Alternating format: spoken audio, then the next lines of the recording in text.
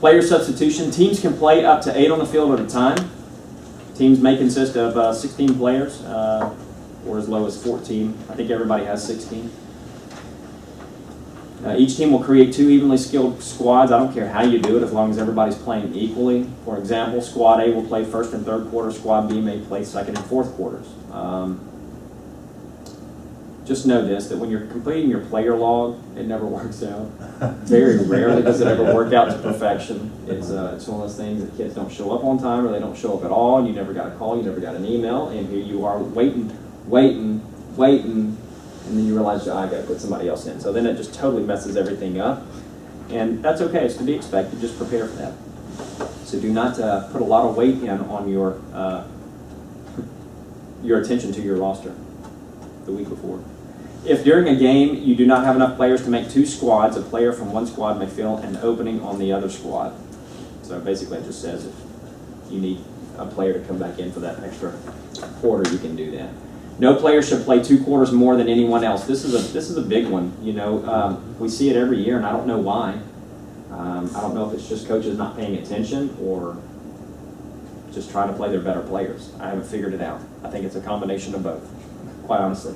I think it weighs more on them wanting to play their better players because usually when we've looked at this, it's the stronger players on their teams when they've played 2 quarters more than somebody else. That's usually the way it works. Because again, you're out here to win, and I get that. So all that to say, when you've done this, you need to really think about this because you're going to have to turn in your player log. We've given you 7 player logs this year, something we've never done before. We've given you your player logs with every player on your team. We've already filled that in for you. All you have to do is write in their number and then check in what quarters they played. You can either tell us what quarters they played by putting in the position they're in or just by a simple check mark. I don't care, but at the end of the game, you will turn in to us your player log so that we go back and record that. In the past, we've had our referees doing all that. It just takes forever. So I'm going to rely on you, the coach, to fill it out. At the end of the game, you're going to turn it in. We'll take it to the office. We'll put it into our spreadsheet. And then if we notice that you've got one player who's played 2 quarters more than somebody else, I'm going to call you. And I'm going to say, why did this happen? And I hope there's going to be a good answer for it because there should never be that issue. Because if 1 or 2 players don't show up, guess what? 1 or 2 players are going to play 3 quarters. That's just the way the system works. But there's no reason for a player to play 4 quarters while somebody else has played 2, or everybody else has played 2. And there's never a reason for one person to play 3 quarters, everybody else plays 2, and then one other player played 1 quarter. It just shouldn't work that way, ever. And it's not complicated. It's a very easy process. You just have to be diligent enough to look at it and go, this player needs to play. But we're not going to try, say the child misses 1 or 2 games. Mm-hmm. We don't try to use future games to make them up. If they miss a game, then they've missed the opportunity. We still play everybody equally the next game. We don't try to throw them in for 3 or 4 quarters to make up for the game that they missed before. That's up to you. I don't adhere to that philosophy. I play all of my players. If I've got a player who's missed 2 games, I don't know why they've missed. You try to explain that to the parent, though. Well, but I think it's the responsibility of the parent and the child, and you take each game individually and you try to play everybody that's at that game fairly during that game, and you don't carry over from one game to the other, in my opinion. It doesn't happen. It's per game. I've seen it where whenever I've had a player who's missed a couple games, I've done everything that I can to get that player to play evenly throughout. It doesn't always happen, I'll just admit it.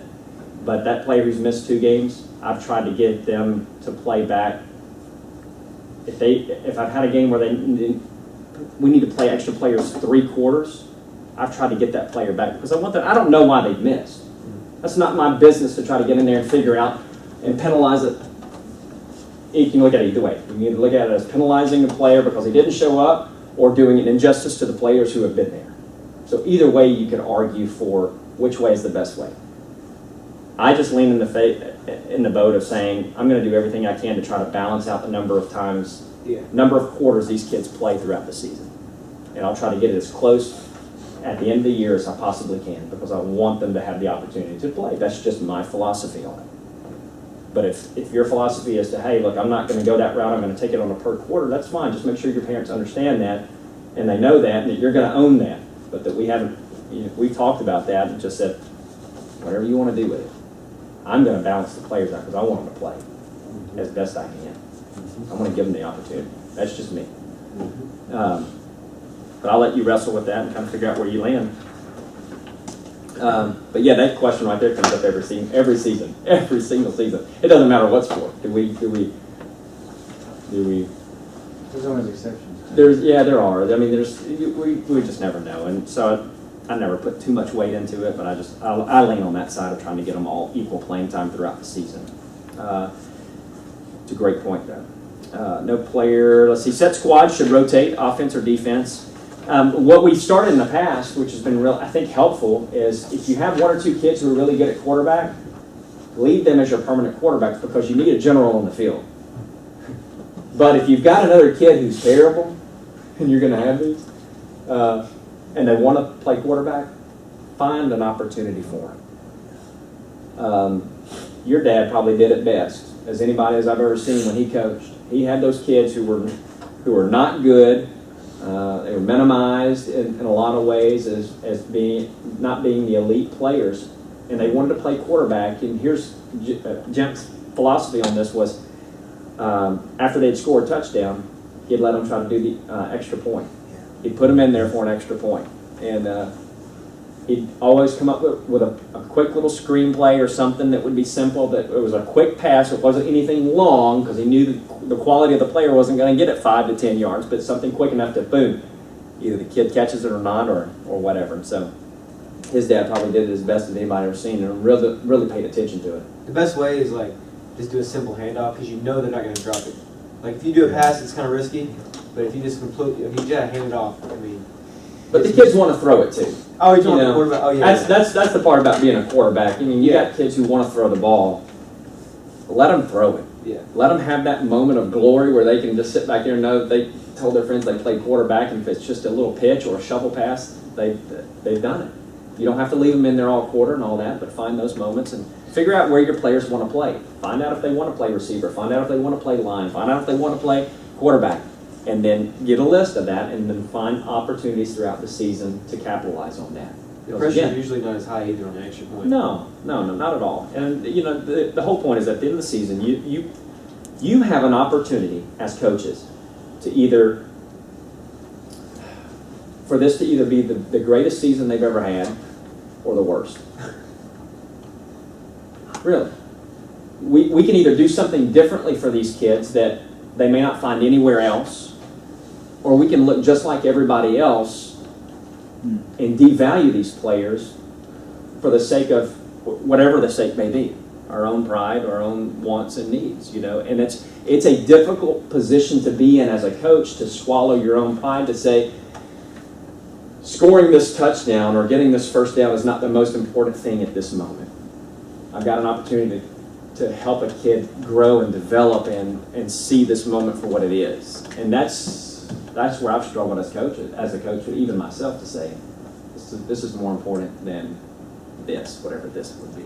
So, you said something, Clark, and my kids play sports. They're 14 and 12, and the way they feel at the end of the season, parents and players, depends on the coach. That's right. That's right. It's going to fall on you. This season rests on you. And what greater thing to know that you got parents coming up, the kids coming up after the season, just like we had last night at our soccer celebration, kids coming up wanting to give you a hug, because it's been the greatest season they've had. That's all they've known. Maybe some of these kids have played a couple seasons, but for a lot of them, this has been a wonderful opportunity. The parents appreciate what you've done, and you've got a lot resting on you. And again, they're going to follow you. They're going to embrace you, or they're going to reject you as a coach. That's the way it is. You could be in the middle and just go, it was an okay season, but it still wasn't anything great or spectacular. Do something for them.